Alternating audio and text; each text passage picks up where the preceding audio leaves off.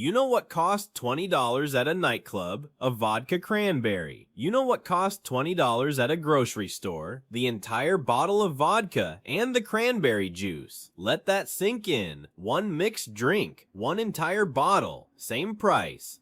And yet here you are, standing in a dark room with music so loud you can feel it in your teeth, paying $20 for something you could have made at home for $2. So nightclub owners must be billionaires, right? Wrong. Most of them are one bad weekend away from bankruptcy, one rainy Saturday, one DJ who cancels last minute, one liquor license violation, gone. And I'm going to show you exactly why, with numbers that'll make your overpriced cocktail taste like financial regret. This is the economics of owning a nightclub. Spoiler, it's a money pit with a disco ball. The global nightclub industry is worth $31 billion.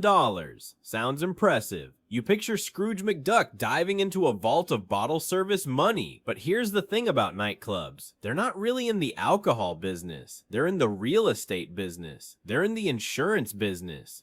They're in the convincing 22-year-olds that standing near a velvet rope is a personality trait business. They're in the charging $500 for a bottle of vodka that costs $30 at Costco business.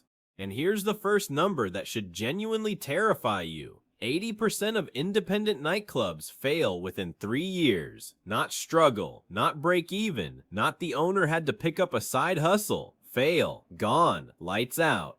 That's worse than restaurants, and restaurants are the poster child for terrible investments, the kind of investment where your accountant starts crying during the meeting.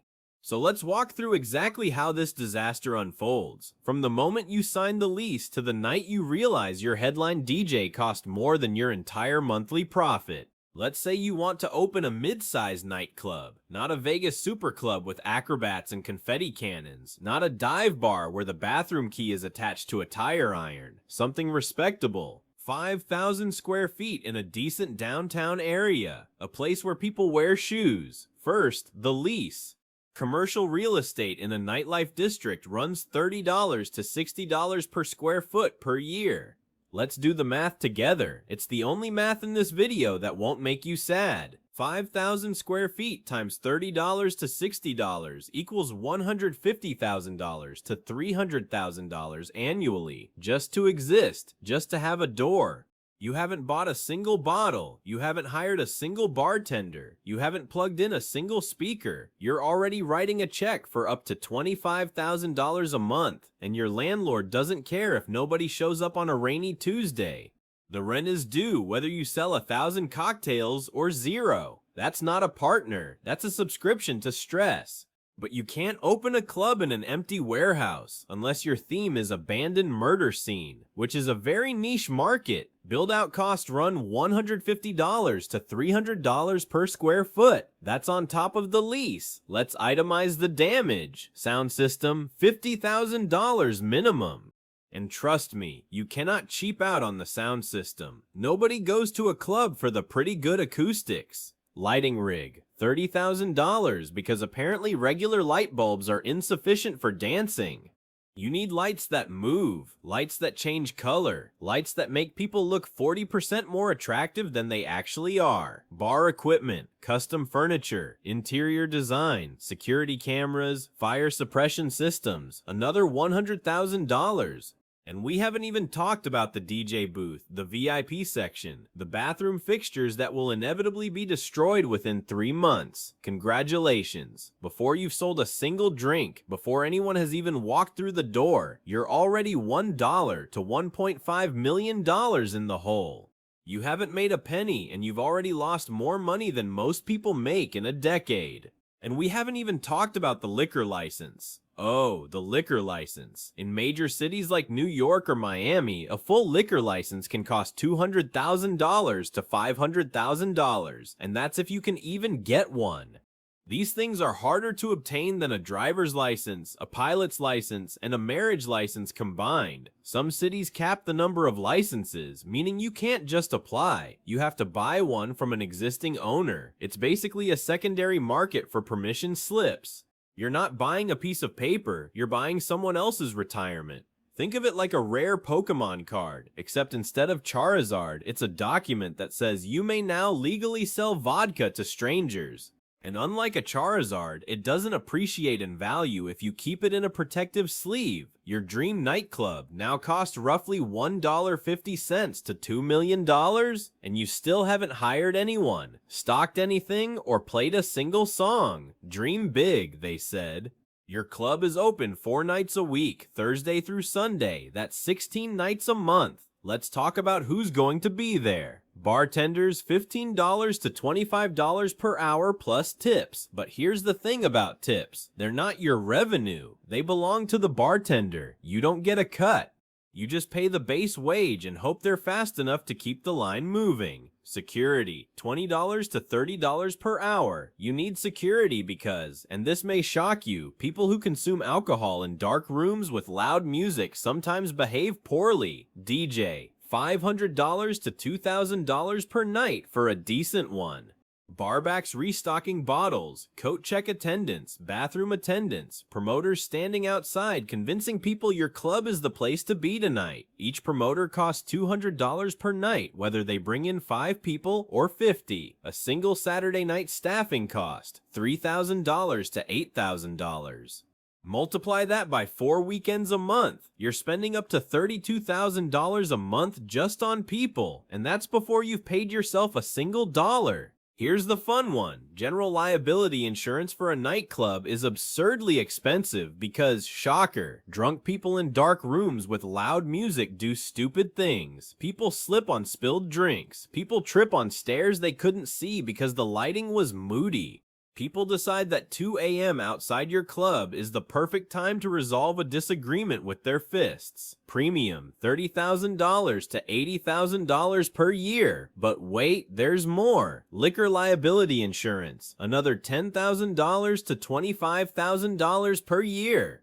This covers you when someone leaves your club, gets into a car, and does something that involves lawyers. Then there's music licensing. ASCAP, BMI, SESAC. These 3 organizations will collectively charge you $6,000 to $15,000 per year just to legally play songs. That's right.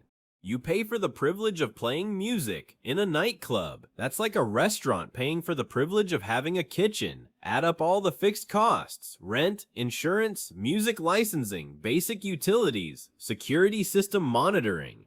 Total monthly fixed costs before selling 1 drink, $50,000 to $120,000. You need to sell 2,500 to 6,000 cocktails per month just to break even. Not profit, break even. The point where you've lost $0. Congratulations on achieving nothing. A $20 cocktail costs $2 to make. That's 900% profit.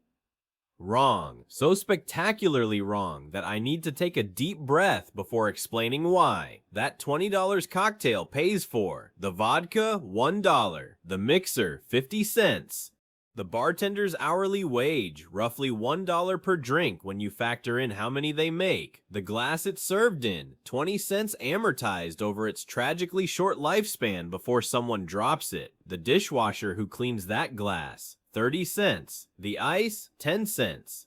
The lime wedge, 15 cents. The cocktail napkin, 5 cents. But that's just the visible stuff. That $20 also has to cover rent, insurance, the DJ, the lighting rig you financed, the security guard at the door, the promoter who promised a crowd, the electricity keeping the bass pumping. When you actually run the numbers, the profit per drink is $3 to $5. $3 to $5. You're not running a gold mine. You're running a very loud lemonade stand with worse hours and more liability. A table pays $500 for a vodka bottle that costs you $30 wholesale. Sounds amazing, right? $30 in, $500 out. That's a 1,500% markup. You're a genius. Frame the receipt. Except, and this is where the nightclub destroys your soul, that table doesn't just cost you $30. That table takes up physical space that could hold 15 standing customers. Those 15 people would buy drinks all night. 2, 3, 4 drinks each. Those 4 people at the table, they're nursing that single bottle for 3 hours. 3 hours. They're not buying more. They're taking Instagram photos and vibing. Meanwhile, those 15 displaced customers could have bought 60 drinks at $20 each. That's $1,200 in revenue. Your $500 bottle service didn't make you $470. It lost you $700. The $500 minus the $1,200 you gave up.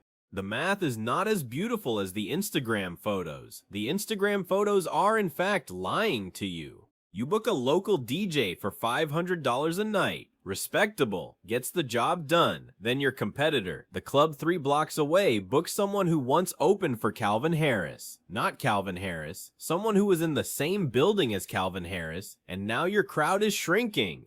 So you need a bigger name. A regional DJ, $5,000 a night. Still not enough. Now you're in an arms race. A-list DJs, $50,000 to $500,000 per night for 4 hours of work. 4 hours. That's $12,500 to $125,000 per hour. More than most people make in a year. And here's the kicker. You make zero profit on those nights. You do it for exposure. You pack the club, sell tickets, sell drinks, and at the end of the night, after you pay the DJ, the security, the staff, the insurance, the rent, you've made nothing. Actually, you've probably lost money. But hey, some people posted about it on Instagram. That's business speak for losing money with a smile. Let's talk about the calendar. 3 months of glory, summer. The club is packed every night. You feel like a genius. You start looking at Lamborghinis online. 3 months of okay, spring. Crowds are decent. You're not losing money. You tell yourself it'll pick up. 3 months of struggling, fall. People are staying home. College students are studying. The crowds are thin and the energy is low. 3 months of survival, winter. It's cold. It's dark. Nobody wants to stand in line outside when it's 30 degrees. Your fixed costs don't care about the weather. They're still $50,000 to $120,000 every single month. Your summer profits subsidize your winter losses, and if your summer wasn't amazing enough, if you had one bad month, one weekend of rain, one competing event, your entire year is red. Plus, nightclubs have a biological clock, shelf life, 3 to 5 years. Then the cool neighborhood shifts 3 blocks away and your club is now in the old district. Renovation to stay relevant, another $300,000 to $500,000. It never ends. The treadmill never stops. So should you open a nightclub? Only if you have $2 million you genuinely hate. Only if you enjoy waking up at 4 p.m. and going to bed at 7 a.m. Only if you enjoy working until 4 a.m. while someone spills a vodka cranberry on your $50,000 sound system and doesn't even apologize. The people making real money in the nightclub industry aren't the owners. They're the landlords collecting rent, whether your club is full or empty. They're the liquor distributors selling you bottles at a markup. They're the insurance companies collecting premiums on the statistical certainty that drunk people will do drunk people things. They're the DJs who fly in for 4 hours, press play on a laptop, collect $50,000, and fly out before the lights come on. The owner? The person who signed the lease, hired the staff, built the dance floor, negotiated the liquor license, and stressed about every empty Tuesday? That person makes less than the guy who pressed play on a laptop. That's not a business. That's a very expensive hobby with better lighting, and worse hours, and more paperwork, and higher odds of bankruptcy. If you've ever looked at a nightclub and thought I could do that, don't, or do, but now you know the math. And the math is not on your side. Subscribe for more terrible financial decisions analyzed in excruciating detail. Because someone has to do it, and it's clearly not going to be the guy who just opened his 3rd failing nightclub. It's already too late for the vodka cranberry, but it's not too late for you.